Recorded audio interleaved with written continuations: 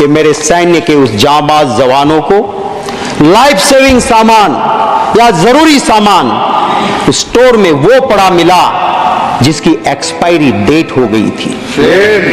और expiry date हुआ सामान अगर मेरे उस जांबाज जवानों को देती है सरकार, और ये रिपोर्ट कमेटी की है, जब उस रिपोर्ट में लिखा है तो उसका संज्ञान लेके सरकार को सिर्फ लफ्जों की सजावट तो बहुत आसान है, दिल से भावना होनी चाहिए उनके लिए काम करने के लिए।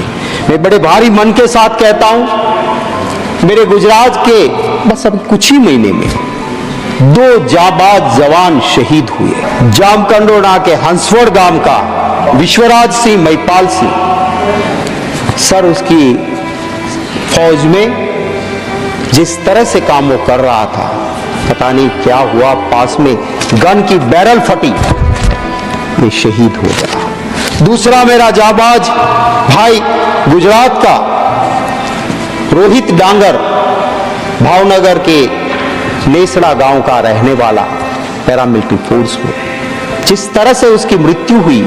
मैं गया था, परिवार एकदम गरीब, अब उनकी चीजें, उनका पोस्टमार्टम रिपोर्ट, उसके लिए उनको दर दर की ठोकरें खानी पड़ी। हमें शर्म आनी चाहिए।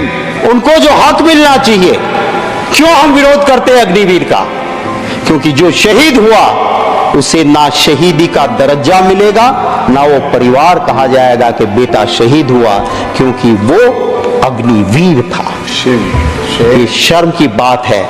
एक सिपाही का काम, हमारी रक्षा का काम करने वाले को हम ठीक से नहीं रख पाए। सर, मैं हिंदू हूं, मैं मेरे कुल देवता की पूजा करता हूं, मेरी देवी मां की आराधना करता हूं, मोक्ष की प्राप्ति के लिए करता हूं। मैं मतों की राजनीति के लिए मेरे देवी देवता का उपयोग नहीं करता। मैं हिंदू हूं, मुझे फक्र है कि मेरे मजहब में ऐसे धर्म गुरु हुआ करते थे कि राजा सत्ता पे बैठने वाले उस राजा को भी पीठ पे वो पहले दंड मारते थे कि राज सत्ता पे बैठने से पहले याद रखना कि तुम्हारे ऊपर भी धर्म सत्ता है। दुख है इस बात का, आज भी कुछ ऐसे संत हैं जिसको देखते उसके चरणों में मस्तक झुक जाती है, पर सिर्फ भगवा पहन लेने से कोई साधु संत नहीं बन सकता है। वो रावण था, ऋषि का रूप लेके सीता मैया का हरण करने गया था। उसी तरह सत्ता के हरण के लिए अगर कोई संत का, ऋषि का रूप लेता है, मुझे दर्द होता है। वो मेरे मजहब को बदनाम करता है, मेरे धर्म को बदनाम करता है। ऐसे को साधु संत कहलाने का कोई अधिकार नहीं है। सर, दर्द होता है महोदय, दर्द होता है कि जब धर्म की बात को एक पॉलिटिकल इवेंट बनाया जाता है। मेरा हिंदू धर्म वो है, वो एक गरीब के लिए भी कहता है कि मन चंगा कथरोट में गंगा। जाने की जरूरत नहीं, तू गरीब है भाई, तेरा मन साफ है तो तेरी कथरोट में भी मां गंगा है। और जब मां गंगा के पास, शास्त्र कहते हैं, कोई गलत आदमी जाके स्नान करता है तो मां का प्रकोप भी उठता है और निर्दोष लोगों को जान भी जाती है। मैं सरकार से महोदय आपके जरिए विनती करता हूं, बता दीजिए नाम उनके, कौन कौन वहां पे गए थे, किसकी मृत्यु हुई है।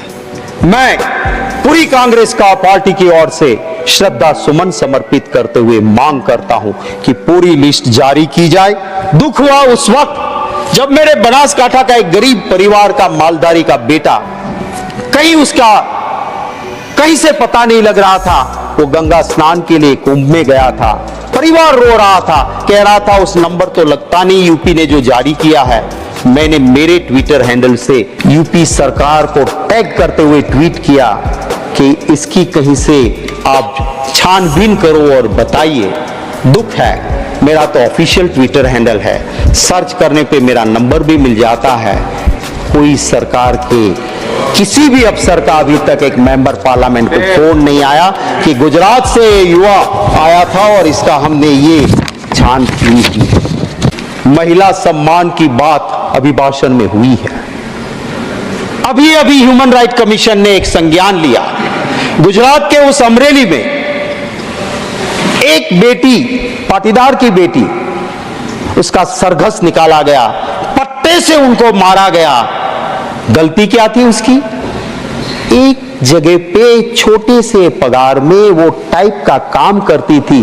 भाजपा के दो बड़े नेता की लड़ाई में एक खत टाइप किया, वो खत क्यों टाइप किया करके उसका गुनाह हो गया और उसको वहां से मारा गया। और उसी भाजपा का एक गुट का एक नेता जो एमपी भी रह चुके हैं, वो कल कहता है कि मैं नार्को एनालिसिस टेस्ट के लिए तैयार हूं, अगर दूसरे भाजपा वाले ग्रुप के सामने है वो भी नार्को एनालिसिस टेस्ट करवा ले। तो ये दो, वो कहते हैं ना, हमारे वहां गुजराती में कहावत है सर कि पाडानी लड़ाई में झाड़नो खो। इस मीन्स बड़े दो बुल जब लड़ते हैं आपस में तो निर्दोष पेड़ मारे जाते हैं। भाजपा के इन गुटों की लड़ाई में उस बेटी को प्रॉब्लम हुई।